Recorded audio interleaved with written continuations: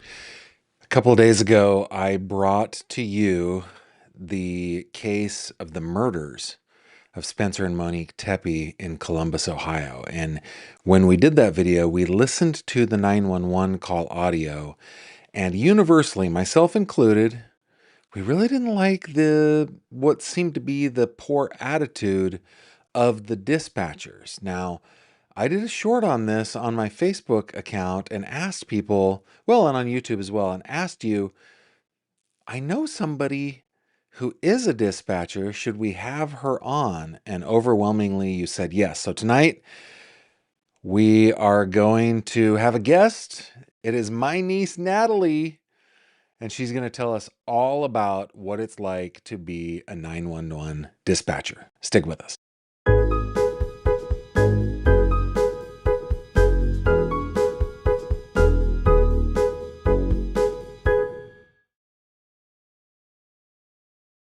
This video contains mature themes and discussions intended only for adult audiences.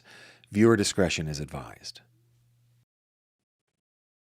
Hello there, my friend, and welcome back to another true crime conversation with me, Gavin Fish. Thank you very much for joining me wherever you're joining me from. Please tell me in the comments. I just love knowing where you guys are tuning in from. On this channel, we're into true crime, but we like to cut past all the fluff and sensationalism and get down to the nitty gritty. And if that is your thing, then you found the right place, and I'm glad you did.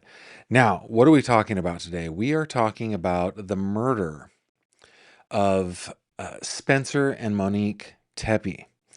He was a dentist. She was a housewife and manager of the family.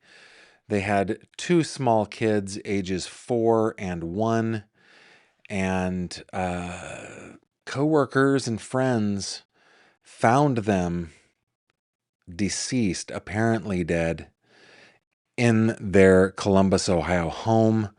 Now, if we can just get into I don't think we need to, we need to listen to the 911 calls one more time. Okay. We're going to listen to the 911 calls. Do I have, you know what? I do. Give me a second. I didn't bring them up, but I've got them. I got them. We're going to listen to, it's about a 4-minute audio segment. It's not very long, and let's have a listen to it. Okay, just so we can remember where we are. Now, before I play this, come to think of it, I think what I should also say is there has been more 911 audio that has been released. In fact, let's talk about that real quick before we listen to this. I'm gonna bring you over here to Acrobat to read this story. This is from today. There was 911 audio released, but we're not going to listen to it, and for reasons that become apparent, okay? From dispatch.com, Monique Tepe did not make tearful 911 call months before slaying, police say. Written by Bethany Bruner. Columbus police said a woman who was killed along with her husband did not make a 911 call several months before the Wineland Park couple was found dead in their home. Monique Tepe, 39, Spencer Tepe, 37, were found in their home on the 1400 block of North 4th Street the morning of December 30th. Columbus police responded to the home after concerned coworkers called to say Spencer had not reported to work and he and Monique were not answering their phones. This was a breath of fresh air for me as a reporter who frequently covers missing persons cases where the person may have been missing for days, weeks, sometimes even months before they're ever reported missing. These people he didn't show up for work, and within an hour or up to maybe 3 hours, they were concerned enough to call 911 multiple times. And I just love that. And when we get to talking with Natalie, there's a point that she makes. I'm not gonna ruin it for you, but this was just awesome. These people are just awesome. Okay. Around 9 a.m. on December 30th, Columbus police were sent to Wineland Park to investigate, but the officer left after getting no answer at either the front or back door. So yeah, assuming that he arrived at work at 8 a.m., that's like an hour later. They're like, what is going on? Call 911. However, on January 8th, Chief Elaine Bryant revealed police determined the officer who went to the well-being check went to the wrong address. Are you kidding me? Bryant said about 40 minutes after the officer left the area, the Teppes were discovered dead in their home, believed to have been killed hours earlier. Now, the officer going to the wrong address would not have stopped the Teppes from being murdered. They believe that it happened in the early morning hours. But that does highlight the importance of that job of police dispatcher, getting the correct address, relaying the correct address, and then the officer going to the correct address. Sometimes, well, it's literally playing telephone, right? So, wow. In April, Columbus police received a 911 hang-up call that came from the area of the Tepe home. When a dispatcher called the number back, the woman, who sounded as if she was crying, or she were crying, said she didn't need police help. She did not provide her name or location to the dispatcher. The call was listed as originating from the Tepe home. Media outlets and social media users have speculated that the call came from Monique Tepe. Chief Elaine Bryant said the caller was not Monique Tepe. Police have no history of calls from that address or related to the Teppes, Assistant Chief Greg Bodker said. The Department of Public Safety said 911 calls in a more densely populated area with multiple cell phone towers can be pinpointed to a location within up to approximately 30-meter radius. So let's say about a 100-foot radius. Police have not named any suspects or potential motives in the killings nearly 2 weeks after the couple was found dead. Columbus police released a video, I'll show this to you, of a person of interest walking in the alleyway behind the home, but have said little else about the investigation, including whether the shooting was targeted or whether there is a threat to the general public. Bryant said the department is balancing the need for community safety with putting information out to the public, but is trying to be as transparent as the confines of the investigation will allow. Quote, we're going to be as transparent as possible, but we have to focus on the integrity of the investigation, Bryant said. When we make an arrest, we want there to be nothing that would make the case unprosecutable. Thank you. So that might be the most succinct and best description from a police officer as to why they don't give public information. You guys know that's kind of my personal crusade. We want there to be nothing that would make the case unprosecutable. Bodker said homicide detectives have been canvassing the neighborhood near the Teppes home on a daily basis and reviewing every tip that has been provided. We've seen tragedy before, high-profile cases, Bodker said. They will solve this crime. The couple's deaths and lack of information have rattled neighbors in the Wineland Park neighborhood. The couple's 2 children and Golden Doodle are physically safe. I put in physically from family members. So that is why we're not going to listen to that 911 call. It is not relevant. It's not germane to our conversation, right? But the 911 call we will listen to as we bring up the Teppes here is it's about 4 minutes long, 4 minutes, 11 seconds. It's the multiple calls that I believe they're out of order. This is how I received them, but I think that they're a little bit out of order. Let's have a listen before we go over to my niece, my beloved niece, and dispatcher, Natalie. Here we go. 911, what's the location of your emergency? We've got several calls on that. What's changed since the last person I talked to? There's a body. There's a body. There's a body inside? Yeah. Okay, hold on 1 second. Let me get you on the line with the medic, okay? Stay on the line. All right. I mean, that's what's going on there. There's a body. Our friend wasn't answering his phone. We just did a wellness check. We just came here, and he appears dead. Okay. There's blood.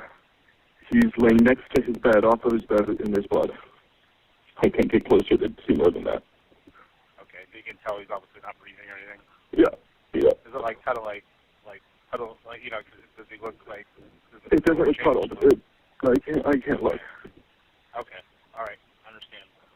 Okay. And then when was the last time somebody spoke to him? Yesterday, I suppose. Yesterday? Okay. Yeah. How old is he? 37. 37. Okay. Is he like a drug user or anything like that? No. Okay. All right. Just that's a real young age. Yeah, I understand. Okay. All right. We're on our way. Columbus Police. Okay, so that I think that was the last call, but I'm not sure what order they were in. But that I think is the last call, and of course he's like, I can't look. You could actually kind of hear him, I think, sobbing. I think I heard that anyway. So, okay, then I think this next one is probably the first one. 07. Yes, I would like to ask for a wellness check on an individual at their home. Well, I'm currently in the state of Florida. I'm on vacation, but this individual, Spencer, works with me, and he did not show up to work this morning, and we cannot get a hold of him or his family. He didn't show up to work? Correct. Okay. Does he have medical problems or? No, and he's been reliable, and we cannot get in touch with him, his wife, his family, anybody that lives in that house.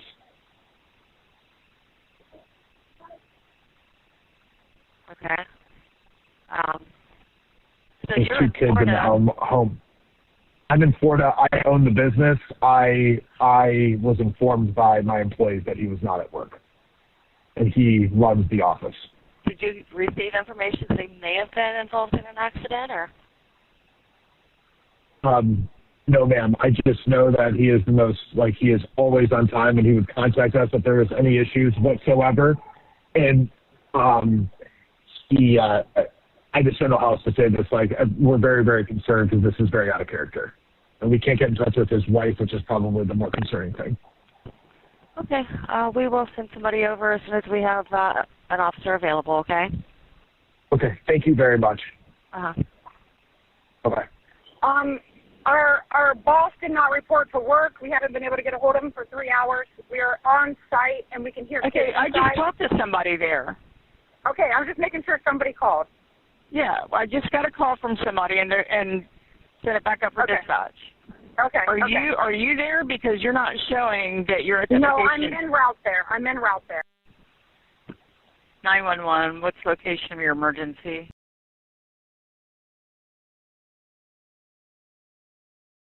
A lot of this, like addresses and stuff like that, have been redacted, but that's why the dead air.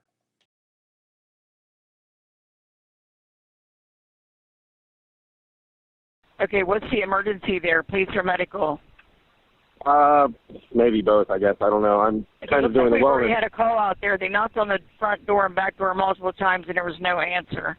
Yeah, no answer. I can hear kids inside, and I swear I think I heard one yell, but we can't get in. At this point, I don't know if I need to break the door in or just get in the house or what. So Okay, were you out there when the police was out there? I wasn't. I just got here about 5 minutes ago. Okay, all right, well, we'll send them back out to you. Okay, thanks. Bye.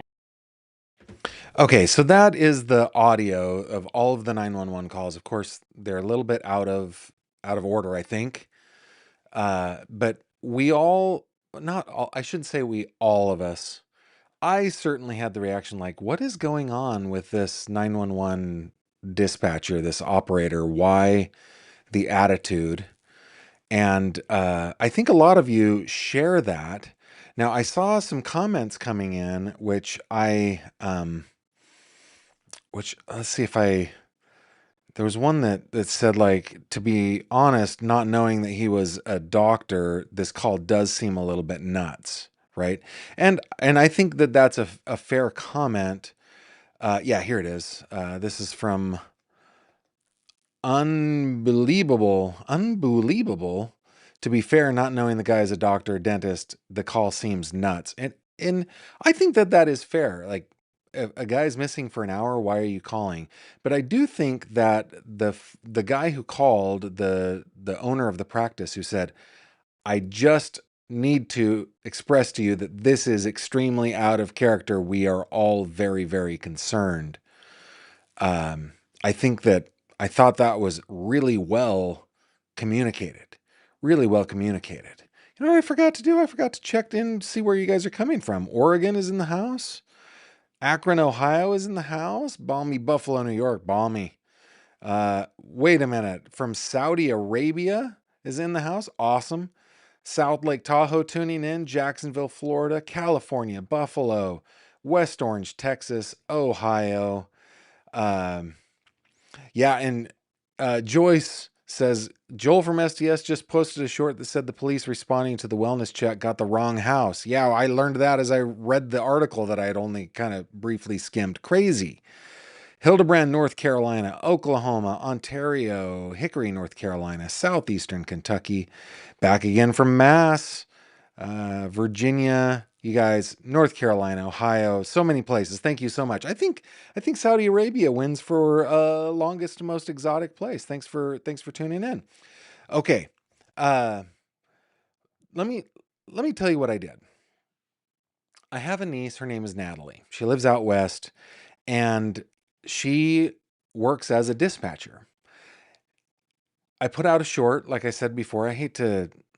I keep repeating myself, but I put out a short saying, should I ask my niece? And y'all are saying, yeah, I think that might be a good idea.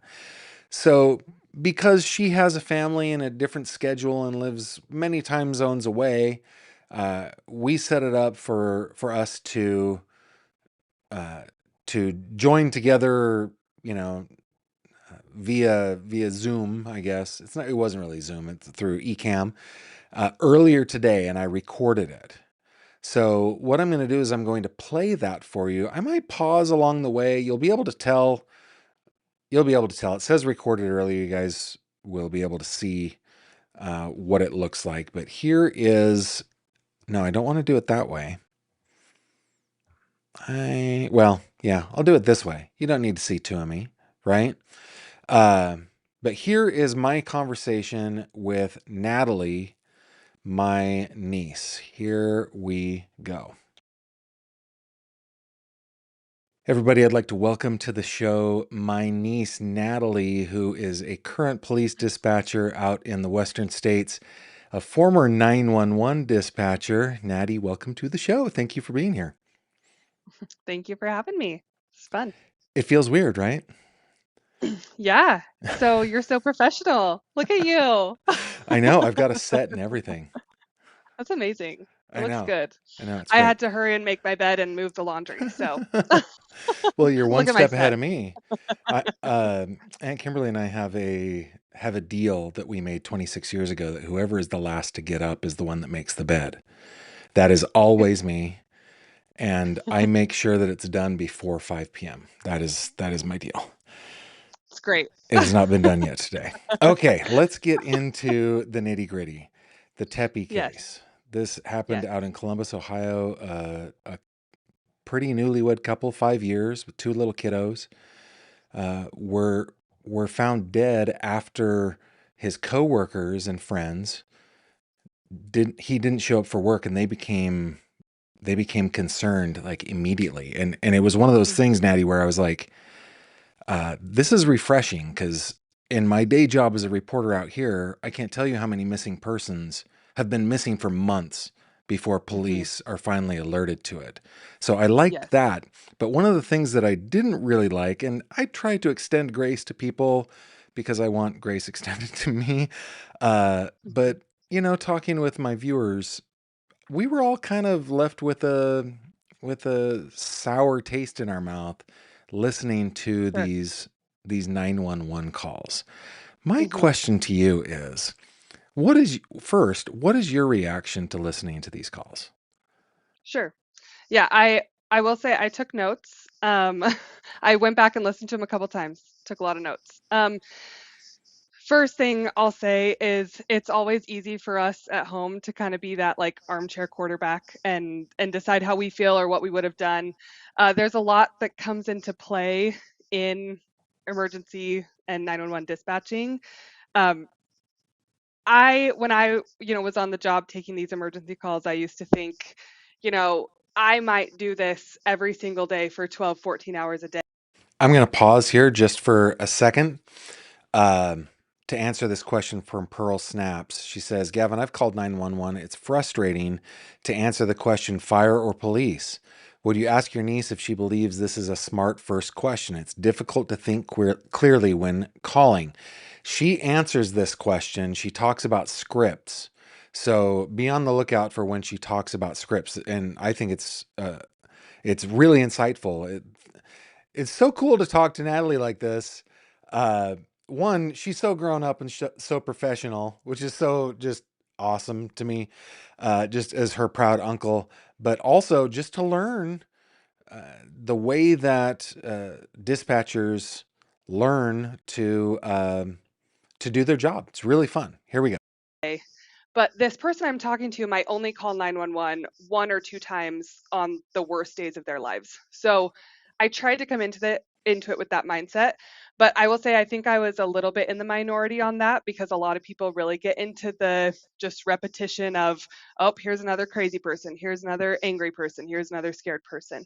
But again, I feel like context is important of dispatch and what that job entails, how long you're there, the rapid fire between calls. It can be something as drastic as taking a parking ticket complaint straight into an aggravated DV in progress, straight to an angry man because some teenagers walked across his lawn. So there's a lot of whiplash. So I also like to try to extend grace. And my worst nightmare would be to have a call on my worst day at work being national news. That's not an Ah, excuse, because well, sure. we need to hold a higher standard. But that was one of the first things I thought. Into the nitty gritty though, if you Yeah. want me to get into it, I Yeah. do have thoughts and I have notes. Okay. Before you Um, do, you just said something yes. super interesting to me. First of all, how long are shifts sitting at a dispatcher's desk? How long do you do that in a day? That's a great question. It's going to be different from center to center, and 911 dispatch is chronically understaffed nationwide. Many states don't even view them as first responders, so you also don't get certain resources or help or regulations that like police, fire, and paramedics get. Um, so it depends. At my center, we normally worked 12-hour shifts. Um, you could work up to 14, but you had to have at least an 8-hour turnaround between shifts. And then you also have your on-call days, which when you're chronically understaffed, you're going to get called in on every on-call day. So it Hmm. was not out of the ordinary to work 60, 70, 80 hours in a week, just kind of depending on what was happening at the center. What do you think the root cause is for the chronic understaffing? Because that is a story that I've covered out here in Western Pennsylvania multiple times. I know that in the county in which I live right now, there are 3 positions open. In Clarion County, which is a few counties over, they are always advertising, trying to get I think it's one dispatcher position that they just can't fill. Why Sure. can't they fill it? I think there's a lot of reasons for it. I would say the first one is just the burnout. Humans in today's day and age, and in the the popularity of true crime, I think sometimes we think we're conditioned to it. I used to love true crime, which is why I thought I'd be a great dispatcher, but it gets really real really fast. And I think the burnout is number one. I think people just get burned out. There's not enough resources, there's not enough time off, there's not enough opportunity to recuperate. Even live on your shift. One of the hardest calls I ever took on my shift was in the middle of an officer involved incident where we still had the suspect at large. And all of a sudden, I'm dealing with that. And then I'm instantly on a phone call that ended up being a homicide. So there's the emotional toll is huge. And then I think, as with many industries, leadership can be a problem. Just Hmm. you got to have people that are up to the task, that are ready to advocate for their people. And again, many states don't even look at dispatchers as first responders, even though I would argue we're the first responders. We're the people to triage your incident and to decide the response before anyone gets eyes on it. And so I think that on, a government level, local and state government level, there's also that feeling of, well, no one actually cares. Everyone has our phone number. They can call us and treat us like trash. And no one's really looking out for the dispatcher. We're the first people to get blown up when a big incident happens, as we're seeing right now, that, listening to the 911 calls and picking it apart. And it's like, I mean, people seem to care about dispatch once there's a reason to care. And I would argue law enforcement gets some of the same, and police gets, fire gets some of the same, paramedics. Public service is a tough place to be and not get burned out. So even on you're talking about on a macro level where if you may go months at a time and feel burnout over the course of a long period of time, but also just in the shift, that whiplash of going from call to call to call. I mean, are there enough breaks in the day? Probably not, right? No, you have to announce when you're going to be going. We would call it going down the hall. So you had to announce in the chat, I'm going down the hall. Can someone please take my police channel that I'm on? Because there's not enough people for you to even just get up and go take a 2-minute bathroom break. Oh, well, that's something that, hang on, this is something that I didn't realize. I mean, it's intuitive. I should have realized it. But also, not only are you talking to the people on the phone, but you are also you're dispatching, you're directing everybody else. There could be multiple responses to the same location, and you are the Sure. person that is interacting with all of those people too, right? Yes. Sometimes you'll hear pauses in 911 calls. You've probably listened to enough of them by now that sometimes you might hear a pause when you're like, are they even listening? Are they even paying attention? This person's been talking. They haven't been reflective listening. Well, more than likely, they've muted themselves. They're on their police radio relaying what that person's telling them to give the officer insight. Because while we're listening to you on the phone, it's called a split ear because you have the phone in one ear and you have the radio coming out at you, and you're trying to listen to the officer saying, okay, what does he look like? And you're saying to the caller, what do they look like? And then you got to tell him. And I mean, there's a lot of relay that happens. Um, and that's especially true of smaller centers. Larger centers, they can sort of designate specific people like, hey, you're radio, you're call taker, but and in smaller centers, you're doing everything. Oh, wow. Okay. All right. I would not survive in that environment at all. It takes a very special person to be able to do that. I remember, I mean, when you were a little tiny little one, I was in a call center just doing customer service, and I wanted to die. Like at the end of every day, I just was like, what is the purpose of life? Is there meaning in the universe? It just like sucks it out of you, right? But you Right. guys are doing life and death. That's a little different. Well, imagine at your call center, like, what would it look like if every single person had your phone number and could call you anytime and you have to answer? Like, that's Yeah. 911. Yeah. No, I'd honestly rather get shot. Maybe not dead, but like a flesh wound or something like that. Okay, let's go to your Flesh. notes about the Okay. Tepe case. What are some of the things that you noticed in those recordings? So, I mean, I think the first thing that people are going to point out is maybe overall attitude. I felt like the 911 gal that took a couple of the calls maybe had a little bit of attitude. We already sent someone out there. They knocked on the front door, the back door, nobody answered. First of all, I probably wouldn't have said that. I was just, so maybe overall attitude. But even with the man at the end, it felt to me like they were really off the cuff. So the first question I had is, what does their script look like? And I'm happy to give context if you'd like of like Yeah. what you're actually supposed to do. Yeah. So like if I answer a 911 call right now, I'm going to say 911. What in our jurisdiction, we said, what is the address of your emergency? But they say, what's the location of your emergency? Both are great. And that's like a federal thing. Like nationwide, if you call 911, you should be greeted with some variation of what is the address or location of your emergency. Like first thing. Where is the number one question? Where? Yes, because as soon as we know where, we can already send help while we're continuing to collect information from you. So where is very, very important. And sometimes callers don't want to slow down to like tell you, they're just like, you got to come right now because they're bleeding, that this happened, that, it's like, no, where are you? Because the second you tell me where, we already have help on the way. And then we'll get the details. Got it. So what's the location?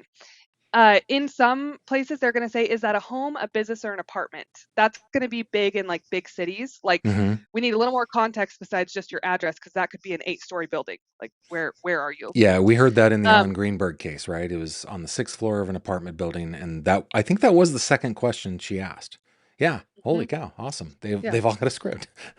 Yes, they should. um, then they might get your name and phone number. People also don't want to be very patient with this sometimes, but this is also important because if something happens with the call, especially something in progress, someone takes the phone from you, something, whatever, we want to know. Let me pause for a minute. Just for a minute, okay? For this comment from Eileen Intuit. Yes, my niece is awesome. I can't take credit for it. She is the offspring of my brother and sister-in-law, but she's rad, and I think that she is a good avatar for so many people who work as 911 and police dispatchers, people that have a certain personality and have the ability to multitask and be very reasonable and rational and logical in the way that they do things. Natalie is definitely that. Okay, we're gonna keep it going. Who we were talking to so we can start to do some tracing there. They might then say, do you need police, fire, or paramedics? But the next part, and this was a part of our script that I think is very, very important. I'm interrupting again. Sorry, guys. But to answer this question, it's a major U.S. city. That's. I don't want to give away her location, but it is a big population center. Let's say that. That in the greater area there are a couple of million people. That's so big place. All right, keep it going. Tell me exactly what happened. I'm not saying what happened 10 days ago. I'm like, today when you called, tell me exactly what happened. In this case, that question, they could have gotten to the root of things pretty quickly. Especially, I was kind of thinking toward the end when they had found the victim. Tell me exactly what happened. Well, we couldn't get a hold of him. He didn't come to work. I walked in and he's laying here in a pool of his blood. Like it gets to the point a little bit more quickly, eliminating the fluff, especially if it's something in progress. And then from there, so that's kind of the first greeting is location, name and number. Tell me exactly what happened. From there, you kind of branch into a series of questions, either law focused questions or medical focused questions. And I didn't really get that from the people that we were listening to, from the dispatchers. They kind of started going off the cuff. They started asking a lot of things that may not have been relevant. When you're taking a 911 call, you really need to have a clear picture of the scene. You're focused on scene safety. What are our responders walking into? You're trying to gauge does our caller have a role here besides just reporting? Um, Now, is I there don't I training don't for know if that? you have Because I would any. imagine, well, actually, in so many cases, the 911 call is the very first piece of like evidence that Mhm. prosecutors will look at, right? So, as Yes, dispatchers and operators, are you trained to try to get little nuggets of information that eventually might be used during a prosecution or an investigation, let's say? absolutely. Every center is going to go about that a little bit differently. I would say it's a little bit reactive at times. A center will face a lawsuit for a call and they'll kind of tighten things up, or they'll have something that gets really big media attention and be like, "Ooh, we need more training on that." It's a little bit reactive. I worked at a center where the training was pretty rigorous, but it was also held over our heads all the time. Like, don't be the person on the news. Don't be that person that everyone's going to say, oh, why did they say that? Make sure you can cover your butt that you did what you needed to do on your call. Um, Okay. there's lots of nationwide trainings out there. Just a little side note, if you ever want to learn a little bit more about dispatch and training, you can look up the Denise Amber Lee case. And the Denise Amber Lee Foundation. It was a huge case that got national news, I don't know, 15, 20 years ago, and was really a catalyst for better dispatch training. But that's just an Now, aside is this for your something own where, information. no, that's great. Is this something where in order to be certified as a police officer, you typically, there are exceptions to this, but you typically have to go through some type of accredited police academy, right? Hmm. Whether you're going to do municipal or you're going to do state or federal, whatever, there is some academy that you go to. Is there an equivalent to that within 911 dispatch?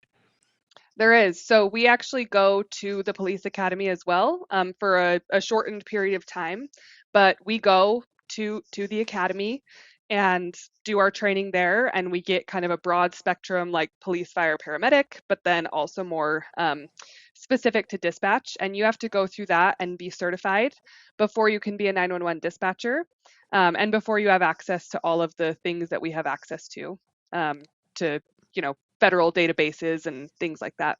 Okay. All right, cool.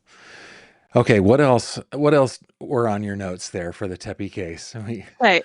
So again, I'm keep not cutting sure you how off. like deep you want to go into stuff, but I kind of wrote out like what did we hear and what would I do? I'm happy to Hmm. like walk through that if you want, Yeah, but I'd love it. I don't know. Um so we'll start with kind of the female that was getting the wellness check calls. Um in my opinion, there's some things she could have done, and then there's some things that I would have done. Um, First of all, I think starting with tell me exactly what happened, getting the age of the male. And then you should really, in a welfare call, which I took plenty of those, especially for elderly people and things like that. You want to understand who they are. You want a little bit of history. So, what is their age? Do they have any health history, any medical conditions that you know of? And you're asking these questions. The caller might not know this information, but if they do, this can be really helpful. So, any mental health concerns? Do they have any weapons in their home? Any alcohol or drug use? Do they live alone? Who lives with them? Do you have any other family members, phone numbers, or contact information? What kind of car does he drive? All of this is important to pass on to the officers because then when those officers drive out there to their house, they can see, oh, we've got a blue minivan and a red sedan in the driveway. Oh, yep, they drive those cars. Okay, so the cars are here. They're probably Let me just interrupt real quick to answer Spinster's question. I get it, Spinster. That's so good. We did listen to the 911 calls at the beginning of the live stream. You can go back and play it like 1.5 speed to catch up. We also listened to them a couple days ago. You can look at my live stream history. It's 2 days ago. We listened to them there as well. But if you just back up to the beginning of this video, you'll find them. here, but they're still not answering. Well, that's going to start to give those officers that reasonable doubt of like, okay, well, if they're here, why aren't they answering? A couple things that I would be doing behind the scenes also to give some context. One of the first things I'm going to do is I'm going to run his driver's license and vehicle registration. That's important information for the officers to have. For that, there's different search criteria that most people, like a coworker, would probably know his name, date of birth, male, female, city of Address. residence, like Yeah. we can really narrow it down. With that information, I'm also going to look, does he have any weapons registered to him? Is this going to be like a suicide situation, murder, suicide? Like, is there risk there? Could this be a mental health crisis and he didn't come to work and he's freaking out and our officers are going to walk into that? Oh, and I'm Also, sorry to interrupt, but that made me think of a question. I mean, do you feel a certain amount of what's what is the word that I'm looking for? Like responsibility, I guess, or do you feel a responsibility for the safety of the officers that you're dispatching out there? I absolutely do. I mean, it is like as the dispatcher, who's to who's to tell? Like I'm the one giving them the information straight from the caller. If I haven't exhausted the resources that I have to give them the best idea of what they're walking into and something happens, that's pretty hard to stomach. If I could have just asked one question a little bit better to save an officer from getting hurt or a paramedic from getting hurt, because that happens too. Our fire and paramedic guys, they they walk into things sometimes where someone's trying to get a fix and they can be the target for that. So absolutely, I feel a responsibility to establish the scene to give them every chance of being safe and going home to their families that they can have. Yeah. Yeah. And you have to do that while balancing the world's most hectic and maybe pressure filled job, right? Yes. And some people forget their why. You don't know that, kind of going back to the beginning with the dispatcher's overall tone. You don't know what they just got off of. Like it takes every shred of patience to talk to somebody about why they got a parking ticket for parking where they were not supposed to after you just got off of a suicidal, young person who ended it. Like Yeah. there's no way to adequately describe what that feels like and how you're just supposed to flip into that perfect, happy, bubbly, maybe not even happy, bubbly, but confident, professional, direct. Like it's a lot to juggle. And if you're in a center where you're taking 911 calls and non-emergency calls, there's a lot of that whiplash going on. Yeah, that actually, I'm starting to like. I need to repent a little bit here because there was another case in South Carolina where a woman called into the 911 center and said, can you see where I am? Can you ping exactly where I am?" And the reason that she did that was to be able to. She was planning on ending her life, and she wanted her family. She wanted to make sure that she was found so that her family wouldn't wouldn't miss out on that closure. And I remember listening to that 911 call going, "Oh my goodness, this is the worst operator ever." She tried to talk to her and stuff, tried to get her help and everything, but Mhm. ultimately I was like, "Dude, you really need more training." But she possibly could have gotten off just moments before she took that call, another one of the worst calls to get ever, and Mhm. was experiencing, what you just described as that whiplash, right? Mhm. I think as a community we need to do a little bit better. The true crime community, we need to be a little more graceful towards Mhm. these first responders, I think. Yeah, and I would agree, and with the caveat that, but we're also hired to do a job. So do your job, and do your job the best you can because these are real people. So it's the balance, right? It's the Yeah. balance of like, I always want to give the grace to the dispatcher because I've been in that seat. But then I also want to be like, but having been in that seat, we also need to make sure we're doing right by our communities, by our citizens, and by our responders. Okay, so let's finish up this way because I've already taken almost 25 minutes of your time. Um, for those people who are watching, the people who watch my program that like me were complaining about these dispatchers, what is the advice that you would give us as far as I don't well I don't want to lead your answer, but what advice would you give us that listen to these calls kind of on the regular, to try to maybe understand uh, a little bit better? Yeah, that's a great question. I would say I have a couple answers to that question. First of all, I think an educated public is a healthy public, a helpful public. Sorry, I misspoke there. An educated and healthy. Educated public is a helpful public because if you as a person know the best way to make a report to 911 or to the police and you are prepared with helpful information, that will make even the worst dispatcher look good because they'll get everything they need. Um, if you're in a position where you have to call 911, just breathe for a second. It feels so much longer to you on the phone than it actually is. And, I every center is going to be a little bit different with response rates, but I worked at a center where, police or fire could be to you in 5, 6 minutes. If they're not getting to you faster than that, there's actually something worse going on than what you're going through. So keeping that context could be helpful. Um, but also just recognizing the human aspect of it. There's a lot of advances happening right now, actually, with AI answering and some AI triaging. But the difficulty with that is it still takes a human ear to detect danger, to detect someone being cagey, to detect someone who might be under duress. So I think perspective helps a lot. In these specific cases, in these calls, I think the dispatchers would have done well to remember that humanity as well.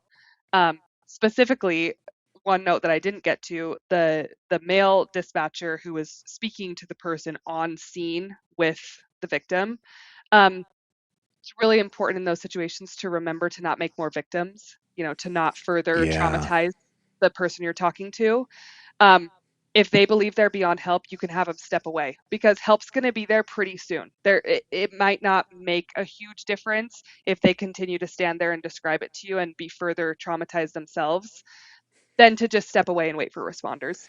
Yeah, Um, I was actually really touched and by that caller who was like, that I can't. He just like, I can't. yeah, And yeah, it's a tough job. I've got a lot to think about, and I do have to say, like, there have been some calls that I've heard, for example, where a victim of domestic violence is with her abuser and is pretending to like call for pizza or whatever, where hmm a dispatcher has done such terrific work to get that victim into safety. I mean, I think, yes, and I they just, it is an invaluable and well, invaluable. We can't live without kind of service that we have with our 911 dispatchers. I also think it's fair to offer some criticism, because I do think it helps people to improve, just as long as we're right. doing it in a spirit of helpfulness rather than, just criticism. Yes, and I think across the board, maybe my parting thought would be, we see a lot of the worst in media, in news, on podcasts, on whatever. We bring to light the things that are glaringly, obviously bad, bad officer behavior, bad dispatch behavior, neglectful paramedics. It draws a lot of attention, and it draws outrage, and it draws criticism. And accountability is incredibly important, and those things are often the catalyst to improve everyone. But I would say there are a lot there's a lot more good out there than there's not. I wouldn't take these opportunities to sow doubt about your own, local police, fire, paramedics, dispatchers. I would say you should still have all the confidence in the world that when you call 911, someone competent is going to answer, because there are more competent people than not. And I have met some really amazing people in 911 who have been on that job for a very long time. They're like the tried and true, seasoned, they will never burn out. And if I had an emergency, I want to be in that city calling into that dispatch center. So just maybe to have a little bit of confidence that it's good to talk about all of this, and it's even kind of fun. And those of us who love true crime, it's like we love this, we're passionate about it. It's cool. We like to be the sleuths, and we like to weigh in. But just remember, more than likely you have good police officers in your area. More than likely you have competent dispatch, and you have, credible fire and medical people. So I would just maybe have that be kind of my parting thought. That's a great parting thought. Natalie, thank you very much for joining me. I really, really appreciate it. Yeah, happy to help. It's fun.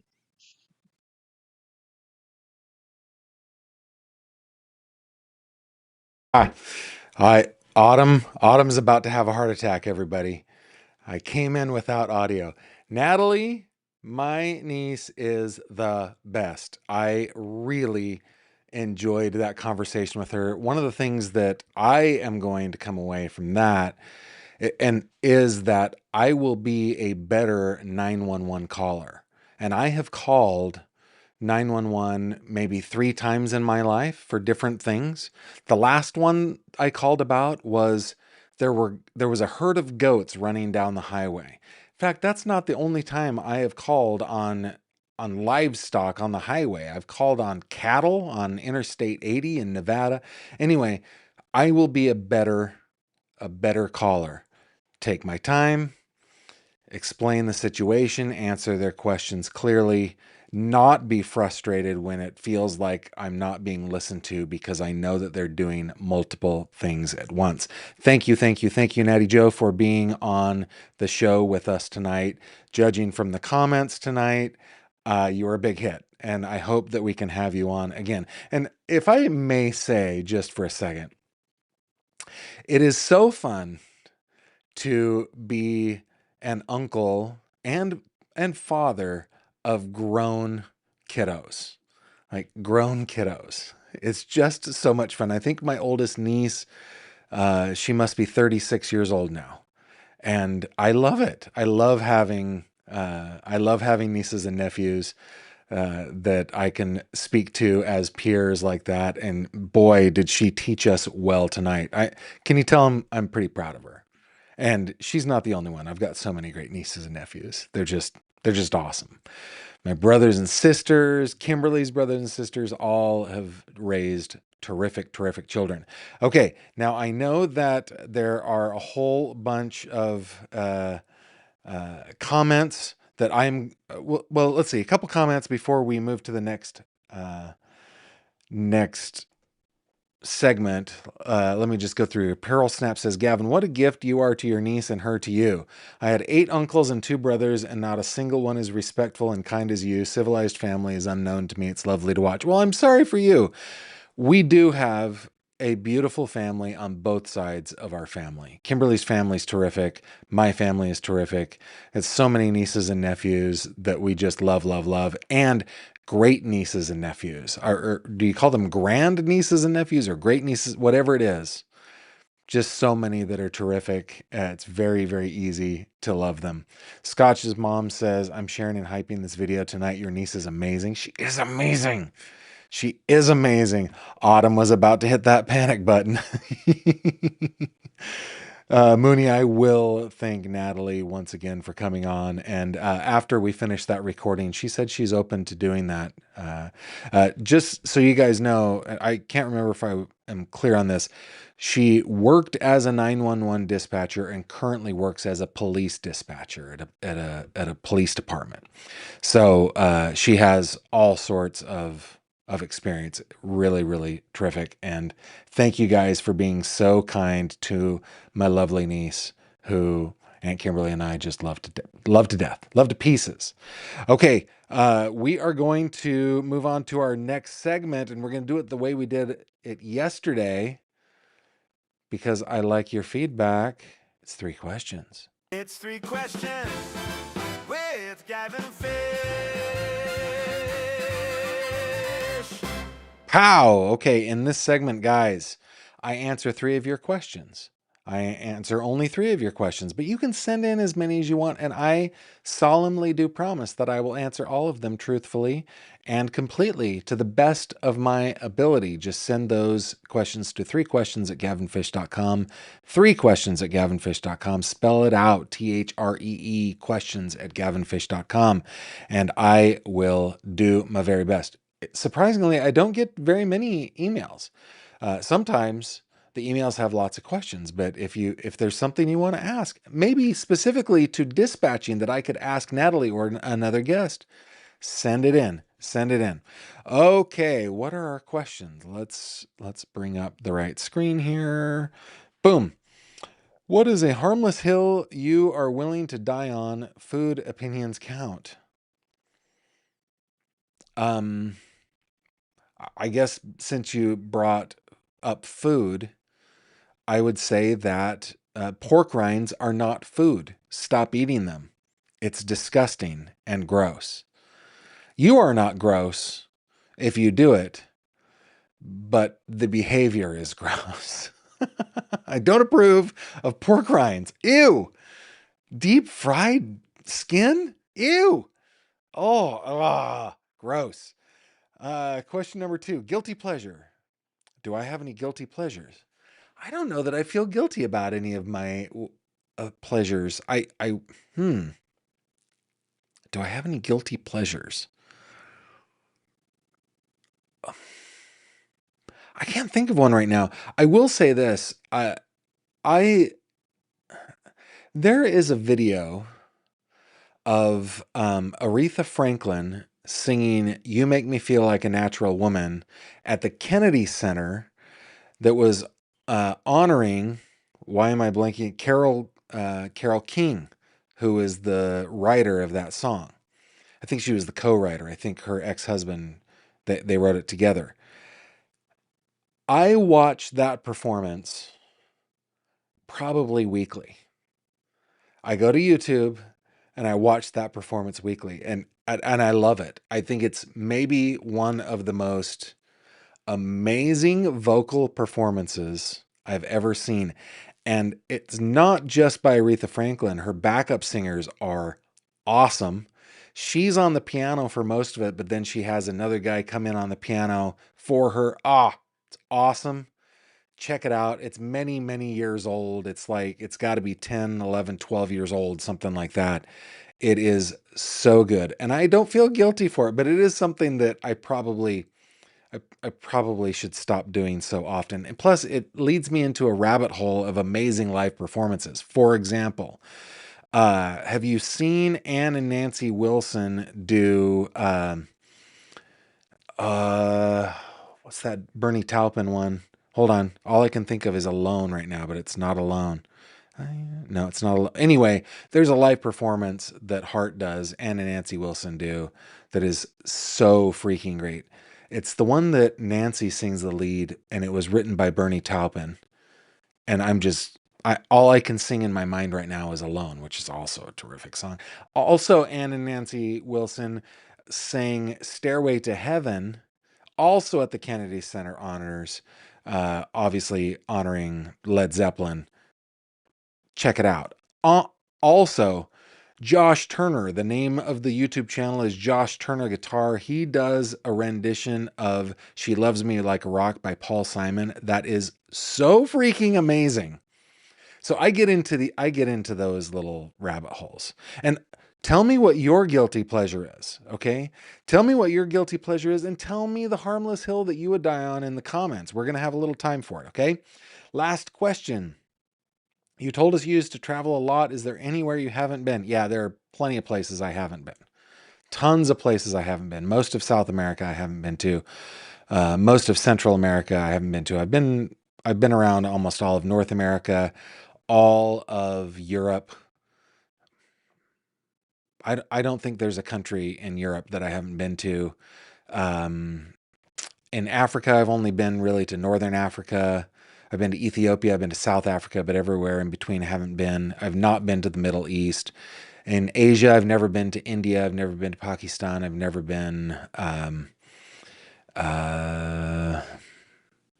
like to Bengal or anything like that. But I've been a lot of places. I'll tell you, there's only 2 places on earth that I have not been to that I really would love to go to. The first is Alaska, and not as a tourist. Well, I would technically be a tourist, but I'm not interested in the touristy things. It'd be fun to just spend a few weeks somewhere in Alaska. That'd be fun. And then I'd really love to go to Antarctica someday. And I think that's something that we can make happen as we age a little bit. My parents did that, and I thought that was pretty cool. But yeah, if you listen, I always say I'm Johnny Cash. If you listen to, I've been everywhere. I've pretty much been everywhere in that song. It's really funny. But yeah, all of it was for business. Very little of it was for pleasure. I did have some fun experiences like the one that I shared with you guys last night with my coworker and friend in Paris. So, but if you are a traveler, tell us where you would love to go. And with that, let's move right into headlines. Blah. Here we go.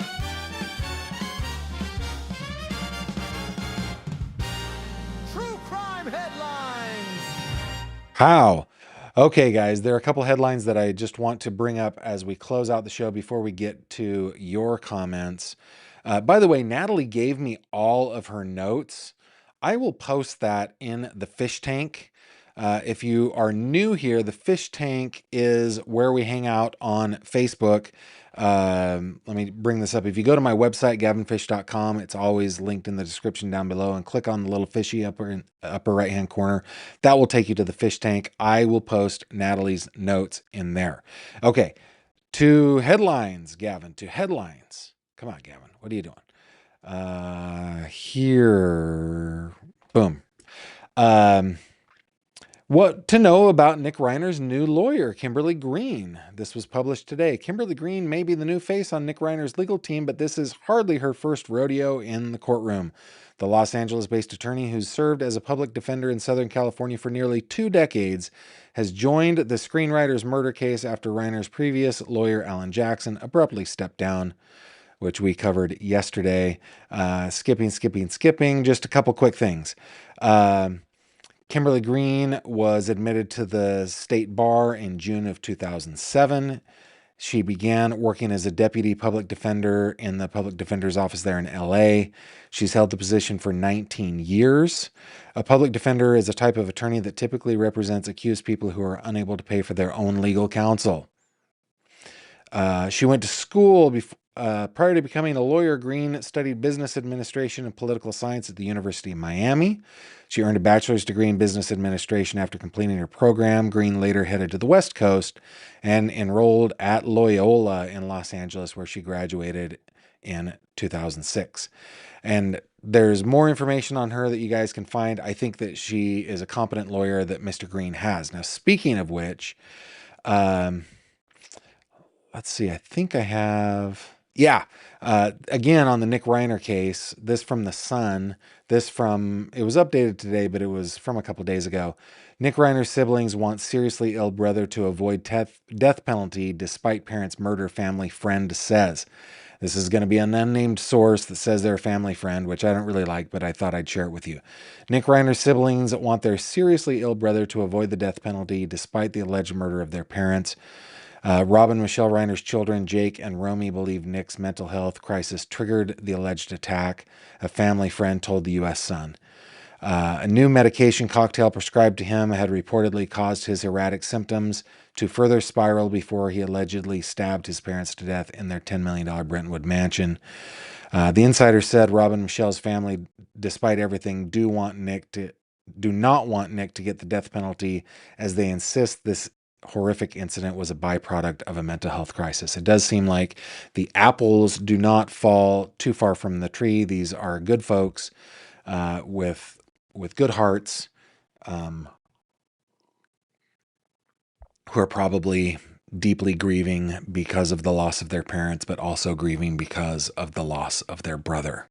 A different kind of loss, but a loss nonetheless. Those are your headlines. Now, let's go over to your comments to wrap up the show. We're running a couple minutes late, but I'm just going to quickly go through these real quick.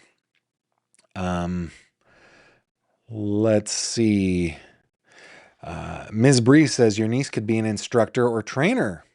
I believe, she's terrific, guys.